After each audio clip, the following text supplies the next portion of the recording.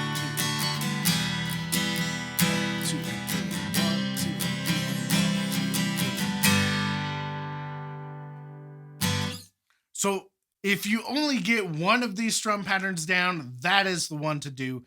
It's the best one in 3/4 time. Okay, and strum pattern number 5 in 3/4 time, still really simple. We're doing 1, 2, 3, and. So we're just doing an upstroke on the end of 3. So that, with our chord progression, is gonna just go down, down, down, up, or 1, 2, 3, and it'll sound like this. 1, 2, 3, 1, 2, 3.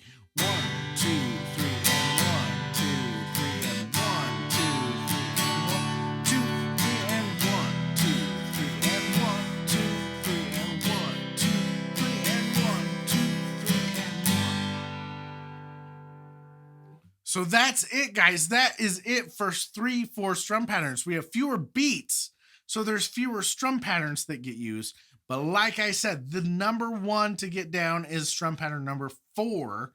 But do start with pattern 1, pattern 2, pattern 3, right? Build up to it so that you develop that really good sense of timing. But practicing in 3/4 like this is going to be good because it'll break you out of the rut of always sounding the same in 4/4. It's going to make you feel the timing and the rhythm a whole lot better. So if you've been feeling stuck with your strumming, I hope that this helped you out.